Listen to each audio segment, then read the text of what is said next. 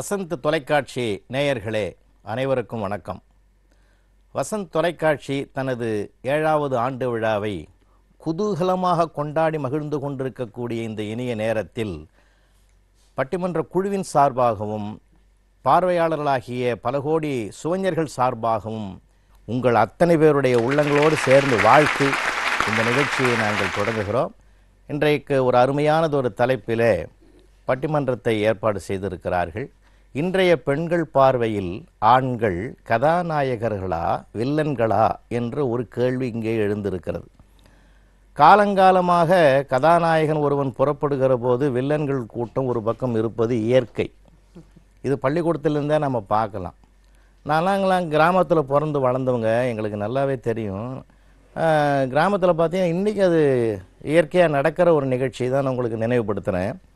காலையில் அதிகாலை பொழுதில் கன்னி பெண்களெல்லாம் குளித்து நீராடி விட்டு மலர்களை எல்லாம் பறித்து கைகளிலே வைத்து கொண்டு பெருமாள் கோயிலுக்கு போகிறவங்க உண்டு, சிவன் கோயிலுக்கும் போகிறவங்க உண்டு. அது எதுக்காக அப்படின்னா அதுக்கு மார்கழி மாதத்து நோன்புன்னே பேர். அதுக்கு ஏன் அப்படி போகிறாங்கன்னா தங்களுடைய வாழ்க்கையில் நல்ல கணவன் கதாநாயகனாக வர வேண்டும் என்று தான் கடவுளை வேண்டுகிறார்கள்.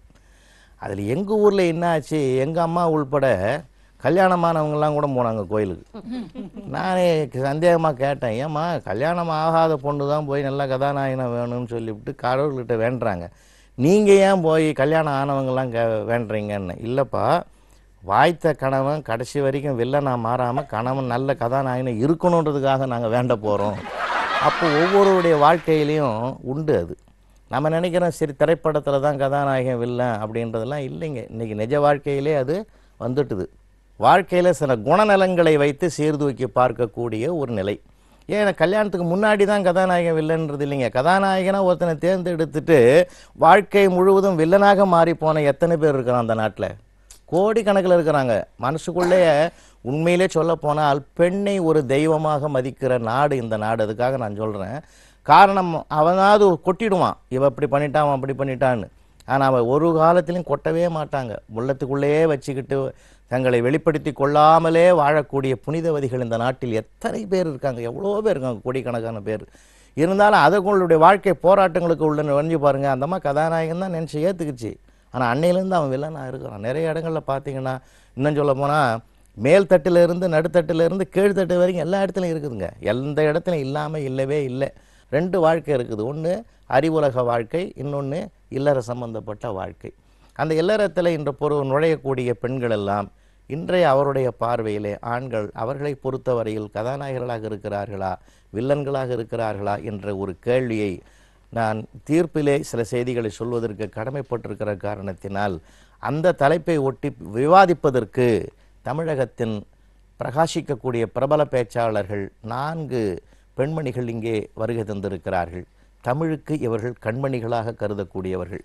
இன்றைய பெண்கள் பார்வையிலே ஆண்கள் எங்களை பொறுத்தவரையில் கதாநாயகர்கள்தான் என்று பேசுவதற்கு இங்கே ராஜபாளையத்திலே இருந்து கவிதா ஜவஹர் அவர்கள் இங்கே வருகை தந்திருக்கிறார்கள். அந்த அணிக்கு அணி சேர்ப்பதிலே அந்த அணியை தூக்கி நிறுத்துவதற்காக பேராசிரியர் கௌசல்யா அவர்கள் இந்த அணிக்கு தலைமையேற்றிருக்கிறார்கள். இல்லை இல்லை, கதாநாயகர்கள் அல்ல, என்றைக்குமே அவர்கள் சொல்லிலாகட்டும் செயலிலாகட்டும் வில்லன்களாகத்தான் செயல்படுகிறார்கள். பார்வைக்கு வேண்டுமானால் அவர்கள் கதாநாயகர்கள், ஆனால் பழகுகிற போது தான் அவர்கள் எவ்வளவு வில்லன்களாக இருக்கிறார்கள் என்பது புரிகிறது என்பதை இந்த மேடையில் தெளிவுபடுத்துவதற்காக பிரபல பேச்சாளர் கல்பாகம் ரேவதி அவர்கள் இங்கே வருகை தந்திருக்கிறார்கள். அந்த அணிக்கு அணி சேர்ப்பதற்கு இசைப்புலமையோடு நல்ல நயமாக கருத்தை நடுவதிலே தனக்கு நிகர் தான் என்கிற ஒரு நிலையை நிலைநாட்டி வருகிற பெருமைக்குரிய பேராசிரியர் முனைவர் சுந்தரவள்ளி அவர்கள் இங்கே வருகை தந்திருக்கிறார்கள்.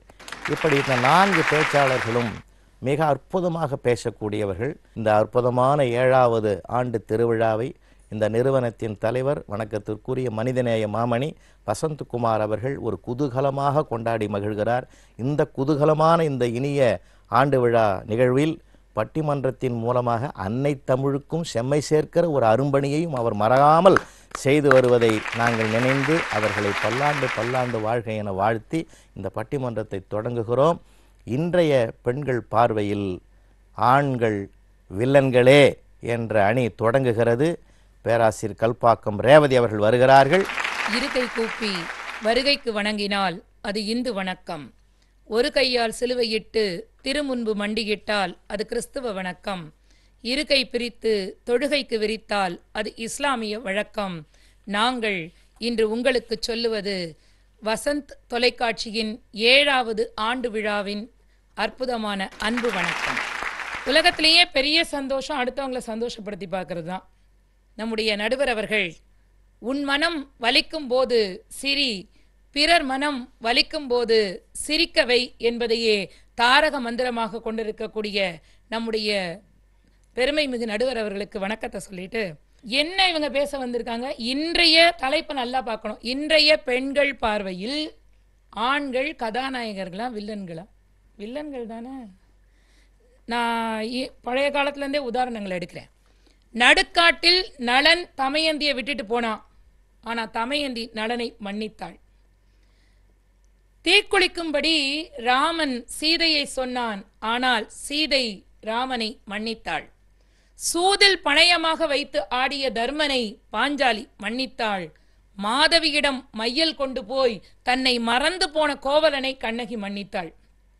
ஆனா ஜமதக்னி முனிவர் ரேணுகாவை மன்னிச்சதா புராணம் நமக்கு சொல்கிறதா? தெரியாமல் தவறிழைத்த தன்னுடைய மனைவியை அகலிகையை அந்த முனிவர் மன்னித்ததாக நம்முடைய புராணம் சொல்கிறதா?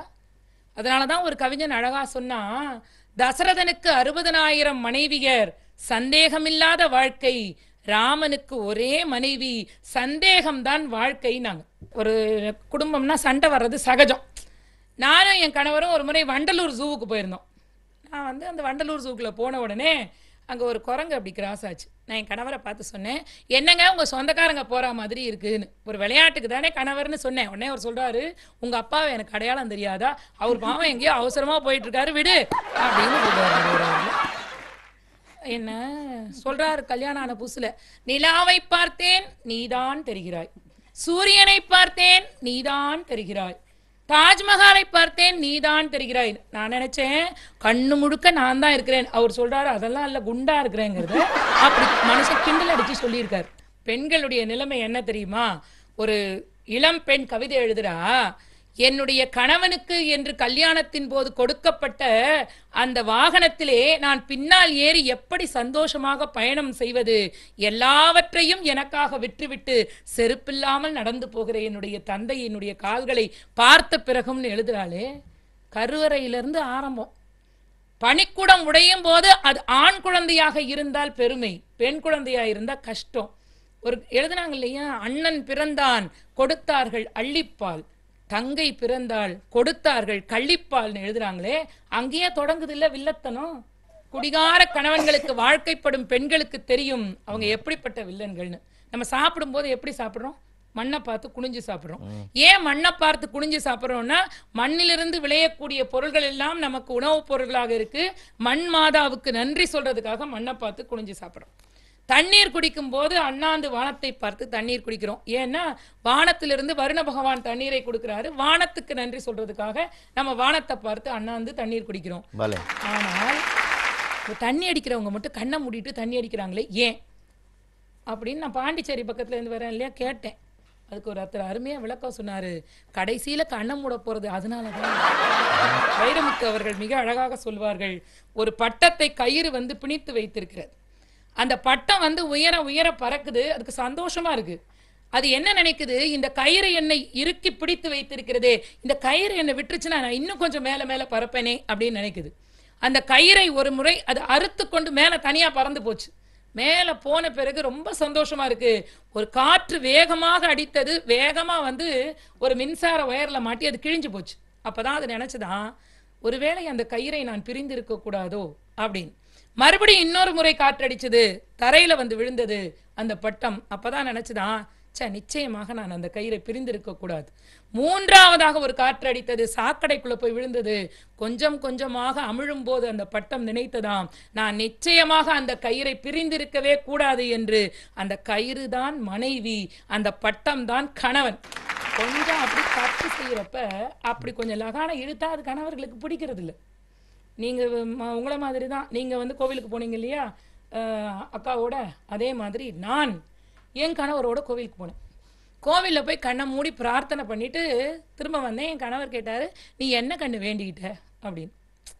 நான் சொன்னேன், 7 ஜென்மத்துக்கும் நீங்கள் தான் என்னுடைய கணவராக வரணும்னு வேண்டிக்கிட்டேன் மாமா அப்படின்னு சொல்கிறேன். அப்படியா அப்படின்னு கேட்டார். நீங்கள் என்ன மாமா வேண்டிக்கிட்டீங்கன்னு கேட்குறேன். எனக்கு இதுதான் கடைசி ஜென்மமாக இருக்கணும்னு நான் வேண்டிக்கிட்டேங்கிறார் மனுஷன். நடுவர் அவர்களே, ஒரு வேடிக்கையான ஒரு விஷயம் இருக்கிறது. நாம் நிறைய பழமொழிகளை மாற்றிட்டோம். 5 பெற்றால் அரசனும் ஆண்டியாவான் அப்படின்னு சொன்னதை 5 பெண்கள் அப்படின்னு ஆண்கள் சாமர்த்தியமா மாத்திட்டாங்க. உண்மையிலேயே அந்த 5 பெற்றால் அரசனும் ஆண்டியாவான் என்பது என்ன என்றால், ஒரு ஆடம்பரமான தாய், பொறுப்பற்ற தந்தை, ஒழுக்கமில்லாத மனைவி, துரோகம் செய்யக்கூடிய உடன்பிறப்புகள், சொல் பேச்சு கேட்காத பிள்ளைகள், இந்த 5 பெற்றால் அரசனும் ஆண்டியாவான்ங்கிறதா உண்மை. பெண் குழந்தைகளை பெற்றவர்கள் ஒரு நாளும் அப்படி ஆனதே கிடையாது. 4 பேரை நான் உதாரணம் சொல்றேன். வில்லன்கள் 4 பேரை. இட்டு கெட்டவன் கர்ணன், இடாமல் கெட்டவன் துரியோதனன், தொட்டு கெட்டவன் இந்திரன், தொடாமல் கெட்டவன் ராவணன். இந்த 4 உதாரணங்கள் போதாதா? நடுவர் அவர்களே, நீங்க சொன்ன மாதிரி நானும் என்னுடைய வகுப்புல கேட்டேன், ஏண்டா எப்பயும் பொம்பளை பிள்ளைங்களே முதல் மதிப்பெண் வாங்குதே, நீங்க எல்லாம் ஏன்டா படிக்கவே மாட்டேங்கிறீங்க? உடனே அந்த பையன் கேட்குறான், கல்விக்கு கடவுள் யாரு? நான் சொன்னேன், சரஸ்வதி கலைமகள் தான். அது பொம்பளை கடவுளா ஆம்பளை கடவுளா? அது பொம்பளை பிள்ளைக்கு மார்க் போடுமா ஆம்பளை பிள்ளைக்கு மார்க் போடுமான்னு கேட்குறான். சின்ன வயசுலயே வில்லத்தனை ஆரம்பிச்சிருது நடுவர் அவர்களே. நான் ஒரு நிகழ்வை சொல்றேன், ஒரு உருக்கமான நிகழ்வு. ஒரு IAS அதிகாரி எழுதியிருக்காங்க, பெண் குழந்தைகளுக்கு எதிரான வன்முறைகள் அப்படிங்கிற ஒரு கட்டுரை. அதில் அவங்க என்ன சொல்றாங்க அப்படின்னா, ஒரு குழந்தை காணாமல் போய்விட்டது, 8 வயது பெண் குழந்தை. காணாமல் போன குழந்தையை ஒரு 2 நாட்களுக்கு பிறகு ஒரு முள் புதரிலிருந்து கண்டெடுத்தார்கள். அந்த குழந்தை பலாத்காரப்படுத்தப்பட்டு இறந்து போயிருந்தது. அவங்க எழுதுறாங்க, பிரேத பரிசோதனை செய்த அந்த மருத்துவர் வேகமா வெளியில ஓடி வந்துட்டாராம், தாங்க முடியாம அழுதுகிட்டே. ஏன் என்று கேட்டதற்கு, அந்த குழந்தையின் வாய்க்குள்ளே சாக்லேட் இருந்தது என்று சொன்னார் அவர். ஒரு சாக்லேட் கொடுத்து பெண் குழந்தைகளை வந்து இப்படி கஷ்டப்படுத்தக்கூடிய ஒரு சமூகம் இருக்கிறதே என்று எழுதிட்டு கடைசியில அவங்க எழுதுறாங்க, அந்த குழந்தையின் உடலை முட்கள் கிழித்த காயங்களை விட மனித மிருகங்கள் கிழித்த காயங்கள் அதிகமாக இருந்ததுன்னு எழுதுறாங்களே. இன்றைக்கு பெண்களுக்கு பாதுகாப்பு இல்லை நடுவர் அவர்களே. ஆகையினால அரேபியாவில் ஆறுகள் இல்லை, பிரான்சில் கொசுக்கள் இல்லை, பூட்டானில் தியேட்டர்கள் இல்லை, நியூசிலாந்தில் காகங்கள் இல்லை, குடும்பங்களே கோவில்களாக இருக்கக்கூடிய இந்த இந்திய தேசத்தில் பெண்கள் இல்லாமல் எதுவும் இல்லை.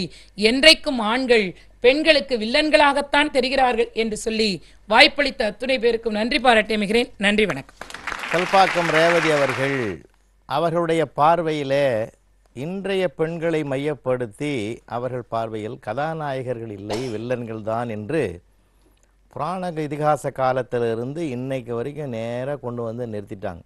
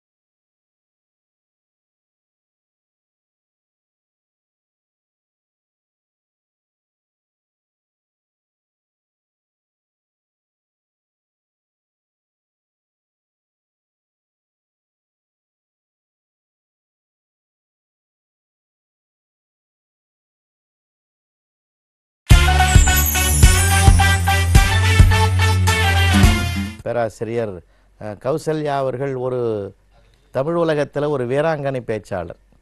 அப்படியே எடுத்த எடுப்பிலேயே கருத்துக்களை அடுத்தவருடைய கருத்து விவாதங்களை உடைத்தெறிந்து தன் வாதத்தை தூக்கி நிறுத்துவதிலே ஒரு வல்லமை பெற்றவர்கள். அவர்கள் இப்பொழுது இல்லை இல்லை, இன்றைய பெண்கள் பார்வையில் ஆண்கள் கதாநாயகர்கள் தான் என்று பேசுவதற்கு வருகிறார்கள். அறிவுசால் அவைக்கு என்னுடைய பணிவான வணக்கங்கள். 7 ஆண்டுகளாக தொலைக்காட்சி நிறுவனத்தை நடத்தி தமிழை வாழ வைத்து கொண்டிருக்கக்கூடிய வசந்த் தொலைக்காட்சியும் வணங்கி, நடுவர் அவர்களே, இன்றைய பெண்களுடைய பார்வையில் ஆண்கள் கதாநாயகனாக இருக்கிறார்களா இல்லை வில்லன்களாக இருக்கிறார்களா என்ற கேள்வியை முன்வைத்த பொழுது அக்கா ரேவதி வந்து அவங்க கணவர் அப்படி சொல்லிட்டாரு, எனக்கு எவ்வளோ கஷ்டமா இருந்தது, அன்னையிலிருந்து இன்னைக்கு வரைக்கும் எப்படி இருந்தது பார்த்தீங்களா அப்படின்னு சொல்லி ஒரு பெரிய புலம்பலையே இங்கே வந்து முன் வச்சுட்டு போயிருக்கிறாங்க. இங்கே ஒரு விஷயத்த முதல்ல தெளிவாக புரிஞ்சுக்கணுங்க. ஏன் இன்னைக்கு ஆண்களை நீங்கள் வில்லன்களாக பார்க்குறீங்க அப்படின்ற ஒரு தெளிவு வந்துருச்சுன்னு வச்சிங்களேன், உண்மையிலேயே அவங்க யாருன்றது நமக்கு தெரிஞ்சிடும். இப்போது என்னை வழிநடத்தி காலம் காலமாக எனக்கு ஒரு பக்கபலமாக இருக்கக்கூடிய என்னுடைய அப்பா எனக்கு ஒருபொழுதும் வில்லனாக தெரிஞ்சது கிடையாது. என்னுடைய வாழ்க்கை நல்லதை எல்லாத்தையும் சொல்லி கொடுத்தவர் அவர். அப்புறம் அவரை எப்படி நான் வில்லனாக பார்க்க முடியும்? கூட ஒரு சகோதரன் இல்லைன்னு சொன்னாலும் சித்தப்பா பெரியப்பா பசங்களோட பழகி இருக்கிறோம். அந்த அண்ணனுடைய அறிவுறுத்தலும் அந்த அண்ணனுடைய வழிகாட்டுதலும் ஒரு நாளும் என் வாழ்க்கைக்கு என்ன தப்பான பாதைக்கு கொண்டு போனதில்லை. அப்ப அவங்களை எப்படி நான் வில்லனா பார்க்க முடியும்? அப்ப இந்த சமுதாயத்துல நீங்க யாரை வில்லனா பாக்குறீங்க? கூட பிறந்த அண்ணனை பார்க்கல, பெத்தெடுத்து வளர்த்த அப்பாவை பார்க்கல, காதலிக்கும் பொழுது கூட நல்லவனாக இருக்கிறான் என்கின்ற பட்சத்தில் அந்த காதலனை கூட நீங்க வில்லனா பார்க்கறது இல்லை. ஆனால் திருமணம் என்கின்ற பந்தம் வந்த பிறகு உங்களுடைய எதிர்பார்ப்புகள் எல்லாம் எங்கே ஏமாந்து போகிறதோ அப்போ அவன் உங்களுக்கு வில்லனா வந்துடுறான். நீங்க நல்லா யோசிச்சு பாருங்க. திருமணம் ஆவதற்கு முன்னால் ஒரு பெண் இருக்கக்கூடிய வாழ்க்கைக்கும் திருமணத்துக்கு அப்புறம் அந்த பெண் இருக்கக்கூடிய வாழ்க்கைக்கும் என்ன பெரிய வித்தியாசம் இருக்கிறது? பிறந்த உறவுகளை எல்லாம் விட்டுட்டு அந்த வீட்டுக்கு நீங்க போறீங்க. போன இடத்துல அந்த குடும்பத்தையும் தன்னுடைய குடும்பமா நீங்க எடுத்து பார்த்தீங்கன்னா பிரச்சனை கிடையாது. போகும் பொழுதே அந்த குடும்பத்தை எப்படியாவது பிரிக்கணும், அந்த குடும்பத்துல என்னால வாழ முடியாது, அந்த பையன் மட்டும் எனக்கு கிடைச்சா போதும், அவங்க அப்பா தேவையில்லை அம்மா தேவையில்லைன்னு சொல்லி உறவுகளை பிரித்து பார்க்கின்ற மனோபாவத்தோடு பெண்கள் போனதால் தான் அந்த குடும்பமே நமக்கு வில்ல குடும்பமா தெரியுது. ஆனா அதுக்கு எல்லாத்தையும் விட்டு கொடுத்து போற மனப்பான்மை நம்ம கிட்ட இருக்குதானா? கிடையாது. அதுலயே 4 பேரை லிஸ்ட் போட்டாங்க. இட்டு கெட்டவன், இடாத கெட்டவன், தொட்டு கெட்டவன், தொடாத கெட்டவன், இப்படி எல்லா தவறுகளையும் செய்தது ஆண்கள் அப்படின்னு அடுக்குனீங்க. ஒத்துக்கிறோம். அத்தனை தவறுகளுக்கும் காரணமாக இருந்தது 4 பெண்கள் என்பதை நீங்க மறந்துடக்கூடாது. யோசிச்சு பாருங்க. இன்னைக்கு காலம் ரொம்ப வேகமா போயிட்டு இருக்குது. நம்பிக்கை இல்லாத ஒரு வாழ்க்கை இன்னைக்கு பெண்களுக்கு இருக்கு. அடுத்தவர்களே, இன்னொரு ஒரு விஷயம் பாருங்க. இந்த 2-3 பொண்ணுங்களோட ஒரே ஒரு பையன் பிறந்துட்டான்னு வச்சுங்களேன், அவன் பாடு திண்டாட்டம். அதுவும் நம்ம ஆளுங்க இந்த சீரு முறை இதெல்லாம் வந்து ரொம்ப தெளிவா பிளான் பண்ணி வச்சிருப்போம்.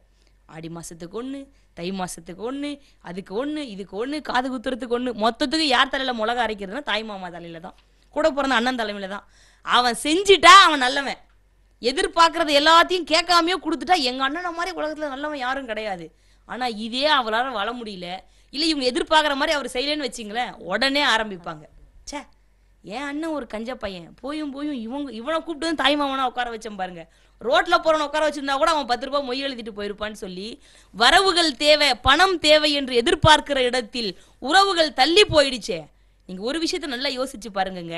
30 வயது ஆகியும் தன்னுடைய ஆசைகளை எல்லாம் உள்ளே அடக்கி கொண்டு திருமணம் ஆகாமல் தன்னுடைய வாழ்க்கையை தள்ளி போடுகின்ற எத்தனை இளைஞர்கள் இன்னைக்கு இந்த நாட்டில் இருக்கிறாங்க. அப்பாவோட கடன் அடைக்கணும், தங்கச்சி கல்யாணத்துக்காக வாங்க லோனை கொடுக்கணும், என்ஜினியரிங் சேர்த்திருக்க என் தங்கச்சியோட படிப்பு நல்லபடியா இருக்கணும்னு சொல்லிட்டு சிமெண்ட் மூட்டை தூக்கி பெயிண்ட் அடிக்கிற வேலை செஞ்சு கொத்தனார் வேலை செய்யக்கூடிய எத்தனை ஆண்கள் இந்த சமுதாயத்தில் இருக்கிறாங்க. இவங்களெல்லாம் பார்க்கும்போது உங்களுக்கு வில்லனாவா தெரியுது? ஒரே ஒரு வேளை சாப்பாடு கிடைச்சா போதும்னு சொல்லிட்டு 8 மணி நேரம் 10 மணி நேரம் அந்த இடத்துல போய் வேலை செய்யறாங்களே. இந்த சென்ட்ரிங் அடிக்கிற வேலைலாம் உத்தரவாதம் இல்லாத வேலைங்க. நீங்க ஒரு விஷயத்தை யோசிச்சு பாருங்க.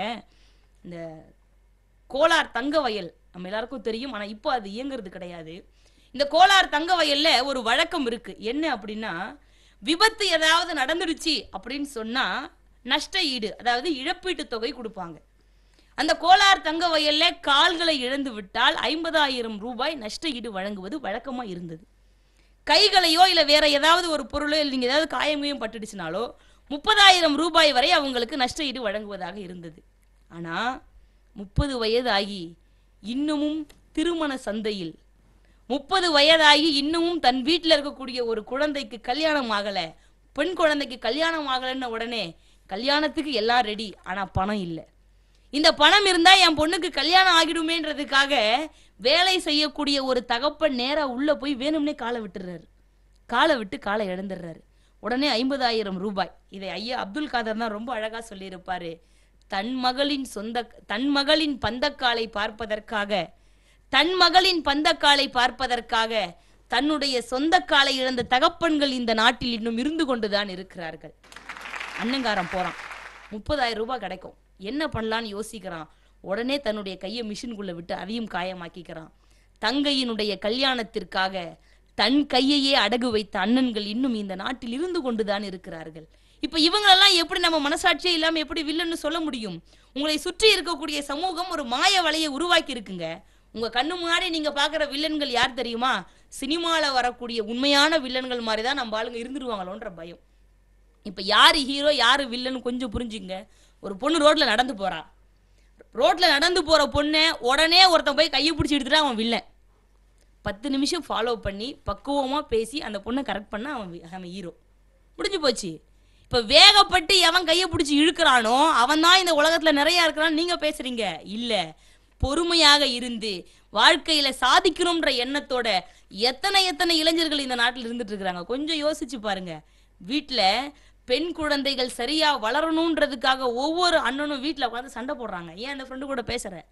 என் ஃப்ரெண்டா இருந்தாலும் அவன் நல்லவன் இல்லை, அவன் கூட நீ பேசாத அப்படின்னு சொல்லுகின்ற பொழுது அறிவுரையை சொன்ன அண்ணன் வில்லனாகி போகிறான். அனாவசியத்துக்காக அந்த ஃப்ரெண்டு உங்களுக்கு ஹீரோ ஆயிட்டு போயிடும். அப்ப அட்வைஸே பண்ணக்கூடாது, தப்பு பண்றீங்கன்னு சுட்டி காட்டக்கூடாது, இதெல்லாம் செஞ்சா தவறுன்னு சொல்லி உங்களுக்கு எடுத்து காட்டக்கூடாது. இப்படி எல்லாம் யார் செய்கிறார்களோ அவர்கள் வில்லன்களாக நீங்கள் பார்க்கிறீர்கள்.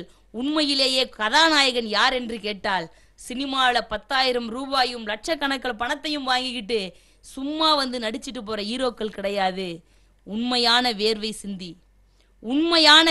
சிந்தி தன் மகளுக்காக, தன் மனைவிக்காக, தன்னுடைய குடும்பத்திற்காக உழைக்கக்கூடிய ஆண்கள் இன்றைக்கும் கதாநாயகங்களாக தான் இருந்து கொண்டிருக்கிறார்கள். பணத்தை மையப்படுத்தி வாழுகிற வாழ்க்கையில் பெண்கள் செய்கிற தவறுக்கு நியாயம் கற்பிக்கிற ஆண்கள் வேண்டுமானால் வில்லன்களாக இருக்கலாமே தவிர அவர்கள் செய்கிற தவறை சுட்டி காட்டுகிற எல்லா ஆண்களும் உண்மையிலேயே கதாநாயகன்கள் என்று சொல்லி, நடுவர் அவர்களே, ஒரு பெண் நன்றாக இருக்க வேண்டும் என்று தகப்பன் திட்டுவது சரி, ஒரு பெண் சரியான முறையில வாழணுன்றதுக்காக அறிவுரை சொல்லக்கூடிய அண்ணனுடைய வார்த்தையிலே இருக்கக்கூடிய ஆதங்கம் சரி, இதையெல்லாம் சரி என்று நாங்கள் ஏற்றுக்கொண்டதால் எங்களுடைய பார்வையில் இன்றைக்கும் ஆண்கள் கதாநாயகர்கள் தான், அவர்கள் ஒருபொழுதும் வில்லன்கள் கிடையாது என்று சொல்லி தந்த வாய்ப்புக்கு நன்றி கூறி நிறைவு செய்கிறேன். நன்றி, வணக்கம். பேராசிரியர் கௌசல்யா அவர்கள் வில்லன்கள் அல்ல, இன்றைய பெண்கள் பார்வையில் கதாநாயகர்கள் தான், அவங்க என்றைக்குமே கதாநாயகனாக தான் இருப்பான். அது குடும்பத்திலிருந்து அவங்க சில கருத்துக்களை எடுத்து சொன்னார்கள்.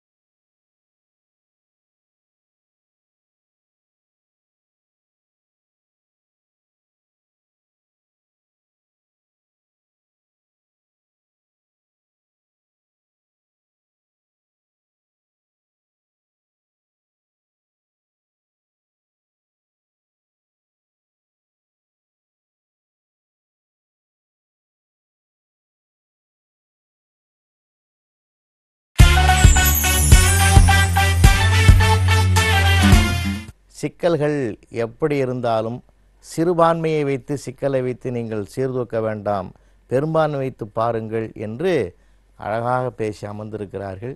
இதற்கெல்லாம் பதில் சொல்ல வேண்டிய பொறுப்பும் தன் அணியை தூக்கி நிறுத்த வேண்டிய சிறப்பும் முனைவர் சுந்தரவள்ளி அவர்களுக்கு அவசியம் உண்டு என்பதனாலே இப்பொழுது அவர்கள் வருகிறார்கள். சட்டாம்பிள்ளையாய் அப்பா, காவல்காரியாய் அம்மா, கைதட்டி சிரித்து அடக்கி வைப்பதற்கு சுற்றம், மூளைச்சலவைக்கு கல்வி, கையில் தாலியோடு கணவன், வயிற்றில் மீண்டும் ஓர் அடிமை என்கிற ஒரு வட்டத்திற்குள் வாழ்ந்து கொண்டிருக்கிற பெண்களுக்கும், மிகச் சீரோடும் சிறப்போடும் இந்த விழாவை ஏற்பாடு செய்து நடத்தி கொண்டிருக்கின்ற வசந்த் தொலைக்காட்சியை சார்ந்த நண்பர்களுக்கும், தொலைக்காட்சி வழியாக இந்த பட்டிமன்றத்தை பார்த்து கொண்டிருக்கின்ற பெரியவர்களுக்கும் நண்பர்களுக்கும், இந்த பட்டிமன்றத்தை மிக பாங்கோடு எடுத்து சென்றிருக்கிற எங்களுடைய அன்பு ஐயா அவர்களுக்கும், இந்த தலைப்பை மிகச் செம்மையாக கொண்டு செல்லுகின்ற சக பேச்சாளர்களுக்கும் என்னுடைய பணிவான வணக்கத்தை தெரிவித்துக் கொள்ளுகிறேன். நடுவர் அவர்களே, அது என் தங்கச்சி வந்து பேசிட்டு போச்சுன்னா இது என் தங்கச்சி. சினிமாவுக்கு சீரியலுக்கும் கதவசனம் எழுத போச்சுன்னா பொழைச்சுக்கிறோன்னு நான் பல தடவை சொன்னேன். ஆனா இப்ப அதுக்கான முயற்சியில இறங்கி இருக்குன்னு நினைக்கிறேன். என்னமா சென்டிமெண்ட் ஒண்ணு தெரியாதுல்ல நடுவர் அவர்களே. போன வாரம் தங்கச்சி ஊர்ல பட்டிமன்றத்துக்கு லேட்டா வருது தங்கச்சி. என்னமா நடந்தது அப்படின்னு நான் விசாரிக்கிறேன். அக்கா, தீ பிடிச்ச வீட்டுக்குள்ள நுழைஞ்சு 3 பேரை காப்பாத்திட்டு வந்திருக்கேன்னுச்சு.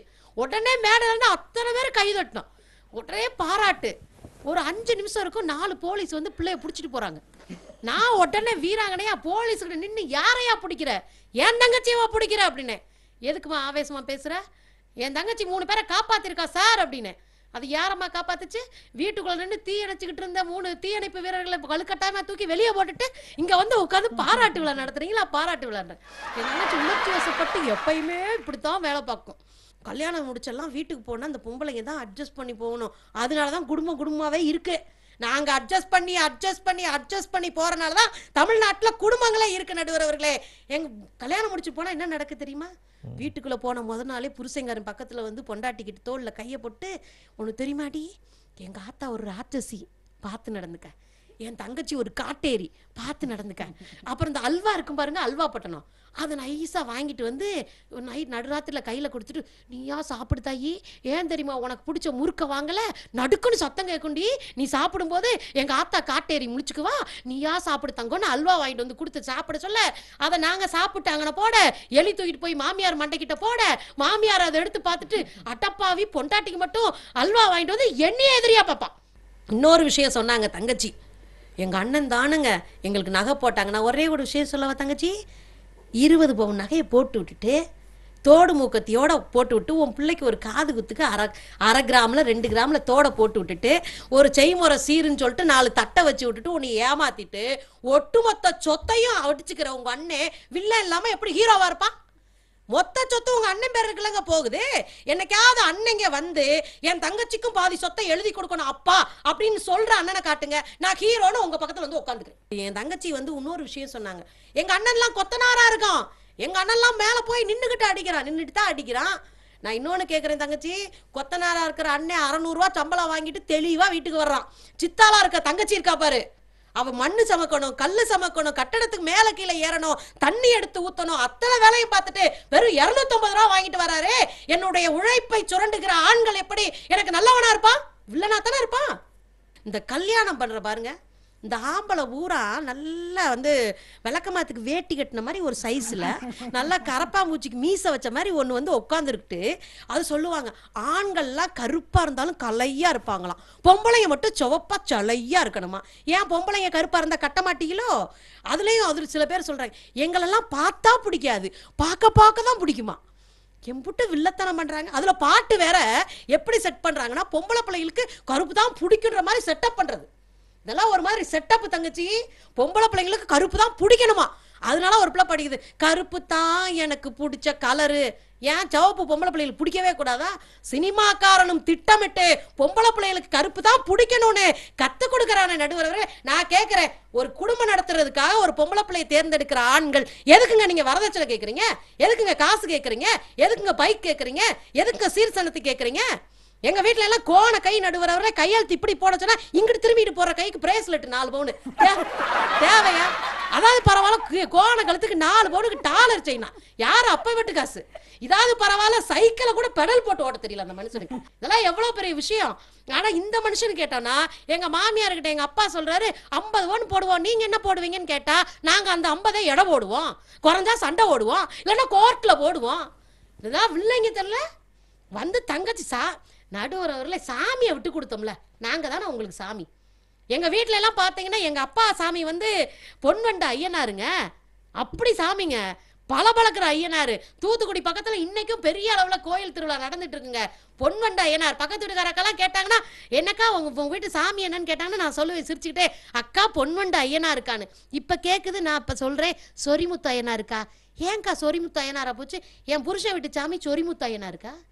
அப்பா வீட்டுக்கு வந்த உடனே பெண்ணு குலதெய்வத்தை மாத்துறான்றீங்க. குலதெய்வத்தையே மாத்திட்டு போற நடுவர் அவர்களே. ஏமா அவன் வந்து அந்த அம்மாவே குலதெய்வமா பாக்குறானம்மா. இந்த அம்மாவை கல்யாணம் பண்ணிட்டோம். கல்யாணம் பண்ண பிற்பாடு அதானே சொல்றான், உனக்காக நாங்க குலதெய்வத்தை மாத்திட்டோம், எங்களுக்காக நீ குலதெய்வமா எங்களை பார்க்க வேணாம், ஏன் மனுஷியா பாருன்றோம். ஒண்ணு தெரியுமா நடுவர்களே, இந்த கடையில போய் தண்ணி கடையில போய் உட்காந்து பார்ட்டி வச்சு குடிச்சிட்டு மொத்தமா சைக்கிள்ல வர்ற மனுஷன் சைக்கிள் கீழே விழுந்துருச்சு. இந்த சைக்கிளோட 1.5 மணி நேரம் பேசுது அந்த மனுஷன். நீ யாத்தான விழுந்த எந்திரி, நீ யாத்தான விழுந்த எந்திரினா சைக்கிள் என்னைக்கு எந்திரிக்கும்? அதாவது பரவாயில்ல, ஒரு அக்காலாம் பக்கத்து வீட்டு பார்வதேக்கா புருஷன் காலில் விழுந்துட்டாரு நடுவர்களே. இனிமேல் தப்பே பண்ண மாட்டேன், குடிக்க மாட்டேன்ட்டாரு. எங்களுக்குலாம் ஒரே சந்தோஷம். 1/2 மணி நேரம் கழிச்சு பார்த்தா காலில் கிடந்த கொலுசை காணோம். செகண்ட் ரவுண்டுக்கு பிடிங்கி போயிருக்கு அந்த பெருசு.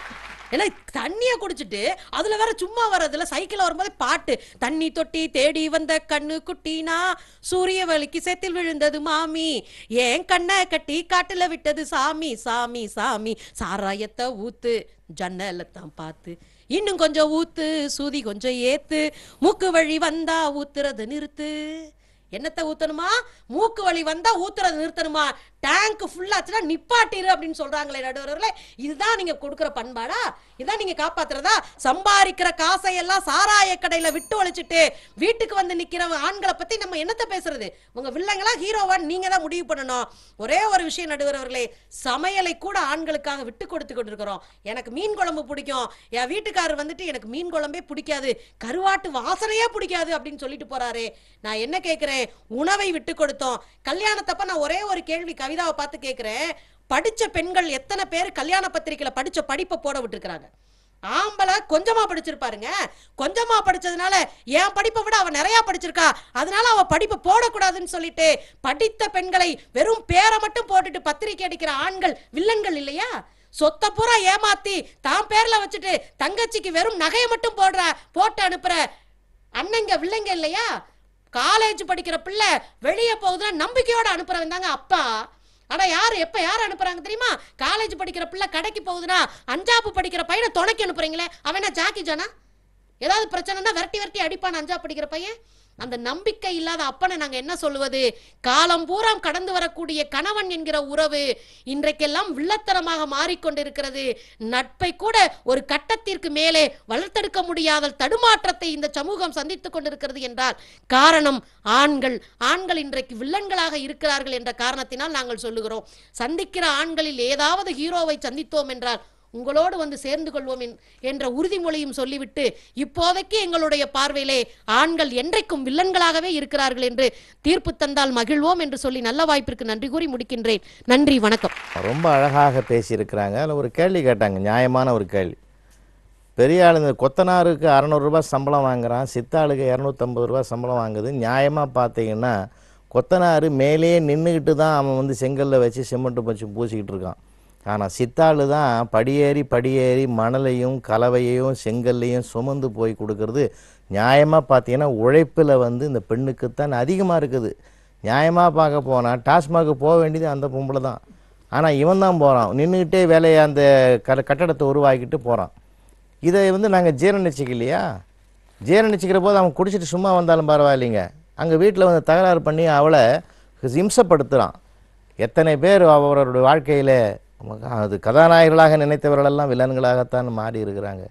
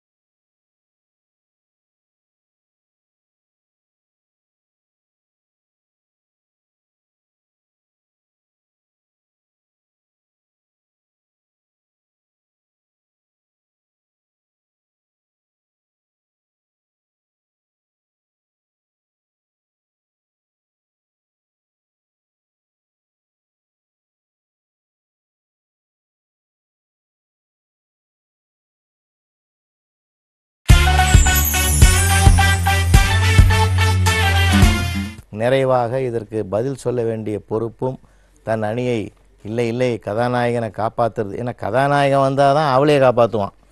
ஆனால் இப்போ கதாநாயகனே காப்பாற்ற வேண்டிய பொறுப்பு ராஜபாளையம் அந்த அம்மாவுக்கு தான் நிறைய இருக்குது. வாங்கம்மா.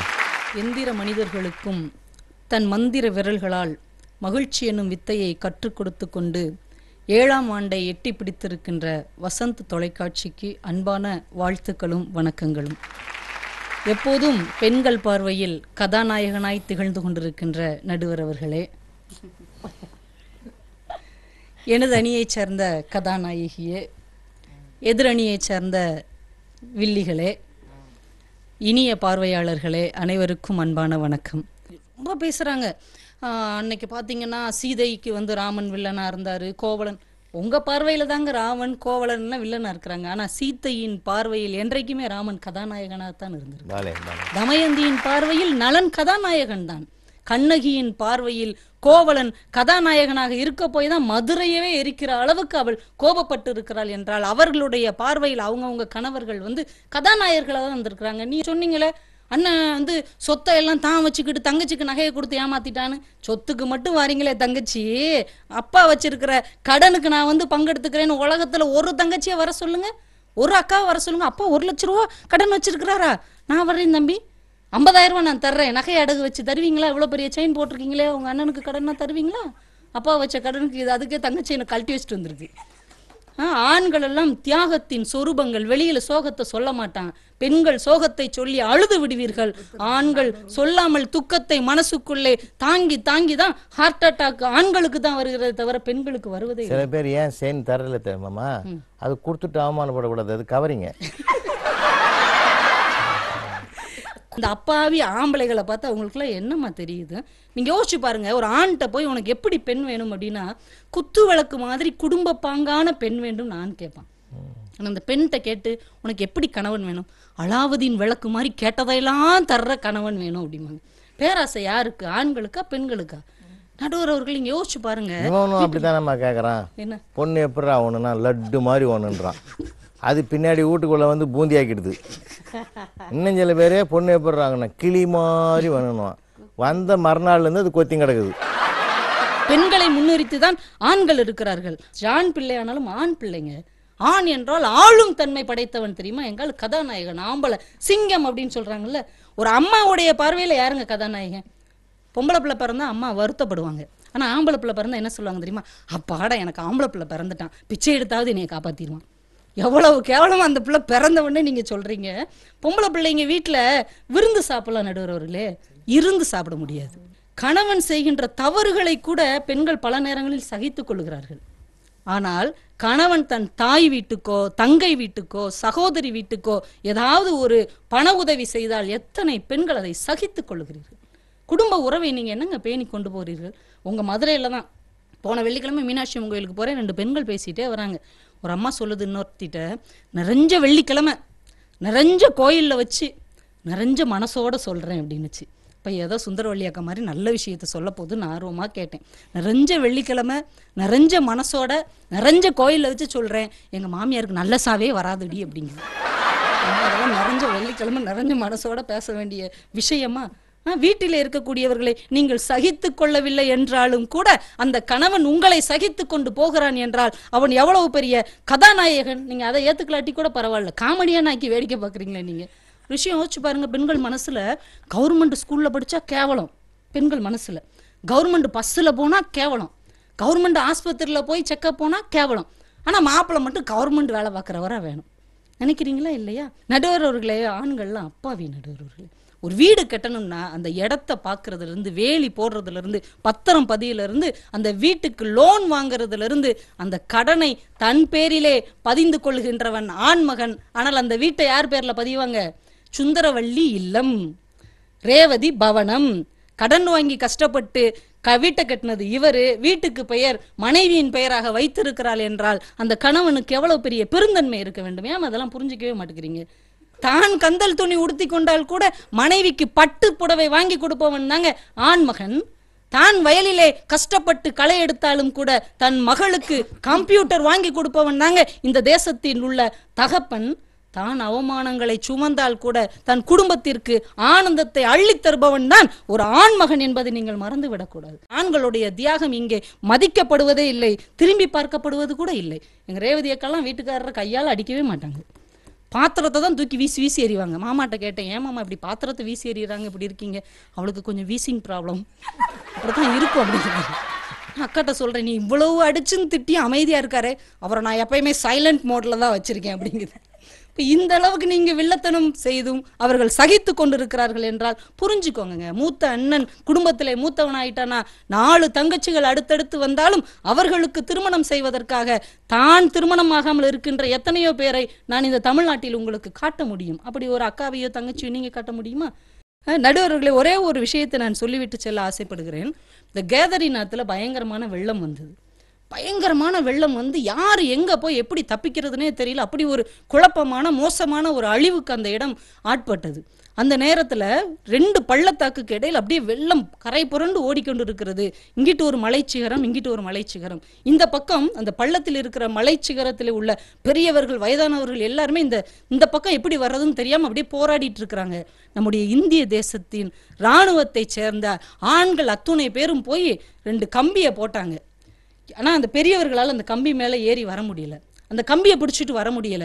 உடனே நம்முடைய இராணுவ வீரர்கள் எல்லோரும் என்ன செய்தார்கள் தெரியுமா? அந்த கம்பி மேல ஒரு தண்டவாளத்தை அமைப்பது போல ஒருத்தருக்கு மேல ஒருத்தர் வரிசையா படுத்து, நீங்கள் அத்துணை பேரும் எங்கள் முதுகுகளின் மேல் நடந்து போங்கள் என்று அந்த இராணுவ வீரர்கள் சொன்னார்கள். அந்த பக்கத்தில் இருந்த அத்துணை வயதானவர்களும் பெரியவர்களும் பெண்களும் நம்முடைய இராணுவ வீரர்களின் முதுகின் மேல் நடந்து வந்து இந்த பக்கம் பத்திரமாக சேர்ந்தார்கள் என்றால், அந்த கணத்தில் பெண்களின் பார்வையில் மட்டுமல்ல, இந்த தேசத்தின் பார்வையிலும் ஆண்கள்தான் கதாநாயகனாக இருந்தார்கள் என்பதுதான் நிதர்சனமான உண்மை என்று கூறி, தன் மகளை சிறப்பான உயரத்து கொண்டு போகிற ஒரு தகப்பன் மகளின் கதாநாயகன், தன் மனைவியின் வெற்றிக்கு பின்னிருந்து உந்து சக்தியாக திகழ்கின்ற கணவன் ஒரு கதாநாயகன் மனைவியின் பார்வையில், தன்னுடைய சகோதரிக்காக தன்னுடைய சொந்தங்களை எல்லாம் சுகங்களை எல்லாம் விட்டு தருகிற அண்ணன் ஒரு கதாநாயகன். இன்றைக்கு ஒரு ஆண்டு விழா நிகழ்ச்சியை பெண்களுக்கான நிகழ்ச்சியாக நடத்தி கொண்டிருக்கிற வசந்த் தொலைக்காட்சியும் அதன் உரிமையாளர் திரு வசந்தகுமார் அவர்களும் கூட பெண்களின் பார்வையில் கதாநாயகர்கள் தான் என்று கூறி வாய்ப்புக்கு நன்றி கூறி விடைபெறுகிறேன். நன்றி, வணக்கம்.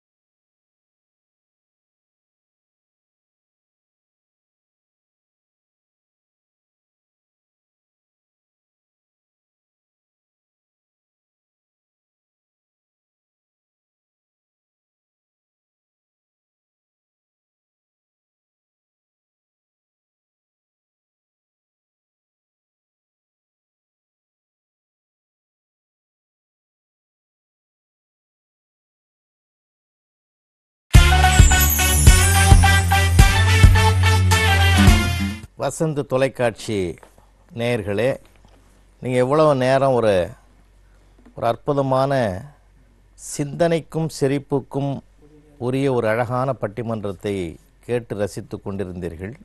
கேள்வி என்னன்னா, இன்றைய பெண்கள் பார்வையில், ஏன்னா நேற்றைய பெண்கள் வேறு, இன்றைய பெண்கள் வேறு.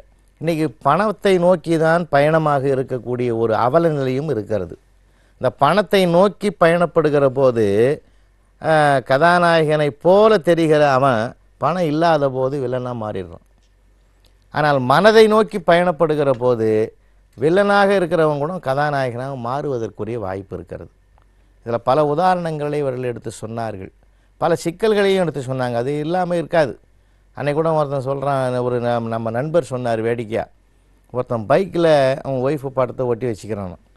பைக்கில் ஒய்ஃபு படமா எப்பயும் பார்த்துக்கினே போகிறதுக்காகவான்னு கேட்டிருக்கான். இல்லை இல்லை, இது ஒரு வச்சாதான் இது ஸ்டார்ட் ஆகும், அவளை பார்த்துக்கினே உதைப்பேன் உடனே ஸ்டார்ட் ஆகிடுன்ட்டான்.